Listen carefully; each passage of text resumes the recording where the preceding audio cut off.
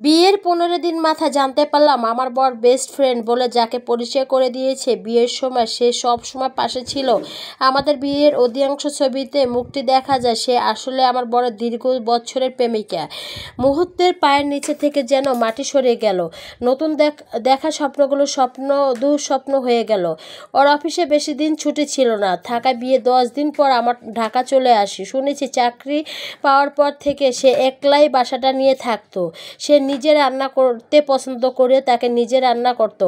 এর বেশি আর কিছুই জানি না। আমি অ্যারেঞ্জ ম্যারেজ হওয়ার তার বিষয়ে আর কিছুই জানি না। এখন আমার এই বাসায় এসেছে 4 দিন হয়ে গেছে। টুকটাক করে বাসার সব নিজের মতন করে গুছিয়ে নিয়েছি। আমার বর স্বভাব একটু শান্ত, তবে হাসি খুশি। আমি তো অল্প দিনে তার উপর মুগ্ধ হয়ে গেছি। অফিস থেকে আসার সময় কাল এক গোছা কদম ফুল এনেছিল আমার জন্য। আমি প্রেমে পড়েছি। সেদিন তো তার টেবিলে গোছাতে গিয়ে একটা চিঠি পেলাম। চিঠিটি ছিল, বিলাস, যাকে স্ত্রী সম্মান দিয়ে এনেছো, মনে রেখো সে তোমার প্রথম ভালোবাসা দাবিদার। তোমার সাথে কাটানো এতগুলো বছর স্মৃতি, ভালোবাসা আর তোমার আদর যত্ন আমার কাছে কম কিছুই না। অনামিক নিয়ে ভালো থেকো প্রিয়। অনামিকারে নিয়ে ভালো থেকো প্রিয়। চিঠিটা পড়ে বুঝতে পারলাম এই চিঠিটা যে লিখেছে তার সাথে আমার বিলাসের দীর্ঘ যাবৎ সম্পর্ক ছিল। আদর যত্ন কম কিছুই হয়নি তাদের। আমি স্তব্ধ হয়ে যাই। নিজের কিছু বোঝানো ক্ষমতা থাকে না আমার। হালকা কিছু রান্না করে তেমন করে শুয়ে থাকি। কিছু ভালো লাগে না। বিকেলে বিলাস বাসায় আসে। অনেক সামলে চলার চেষ্টা করি কিন্তু পারি না। আমাকে দেখে সে জিজ্ঞাসা করে, কি হয়েছে তোমার অনামিকা? কিছু হয়নি, একটু শরীর খারাপ, চলো তোমাকে খাবার দেই। আচ্ছা দাও। আমি খাবার নিয়ে এলে সে আমাকে খাইয়ে দেয়। আমি জিজ্ঞাসা করি ফেলি, তুমি কি বুঝলে কেমন করে আমি খাই? তোমার মুখ দেখলেই বোঝা যাচ্ছে অনামিকা তুমি বিস্ময় বৃক্ষের মতন। সে বিষণ্ণতা তোমার স্পর্শ আনাচে কানাচে। আর তোমার এত বিষণ্ণ রূপ এত কাছ থেকে আমি বুঝবো না সে কি হয়?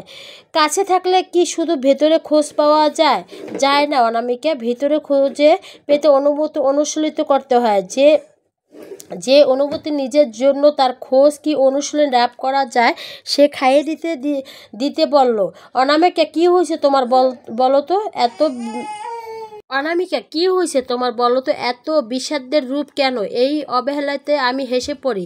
তার কথা আর ব্যবহার আমি সর্বদা মুগ্ধ হয়ে যাই। কিছু বুঝতে পারি না এই মানুষটা আমাকে কিংবা চিঠি ওই মেয়েটাকে কেন ঠকালো। পরের দিন কিছু ভালো লাগে না। ঢাকা প্রীতির নামে আমার একটা বান্ধবী থাকে। গল্পটা গুজব করলেও খানিকটা হালকা হবে তাই ভেবে প্রীতিকে বাসায় আসতে বলি। প্রীতি বলে আমার বাসার পাশে, বিকেলে তার একটা টিউশনি পড়ানো আছে, সেটা সেরে ওই পথে আসবে। গড়িমসি করে সারাটা দিন কেটে যায়। কিছু ভালো লাগে না আমার। খুব জানতে ইচ্ছে করে চিঠির ওই মেয়েটাকে, কিন্তু জানা হয় না। সন্ধ্যা হয়ে যায়। বিলাস ও বাসায় ফেরেনি আজ। কিছু পরে প্রীতি আসে। ওই এসে বলে, দুলাভাই কোথায় রে? সে আজ এখনো আসেনি। কি বলিস? আমি যখন টিউশনি পড়াতে আসি সে বিকালে তো দেখছি এক গাদা কাঁচা বাজার হাতে নিয়ে দুলাভাই ওদের গলিতে ঢুকলো। শুনে আমি মুহূর্তে চুপ হয়ে যায়। কালো মেঘ আমার পুরো পৃথিবীতে আঁধার করে দেয়। কাল সে বাসায় বাজার এনেছে, আজ তো আমাদের বাসায় বাজার কোনো প্রয়োজন নেই। আর ঢাকাতে তার কোনো আত্মীয় নয়, সে বাজার করে দেবে। এদিকে প্রীতি উঠলো, ফোন দে ভাইয়াকে।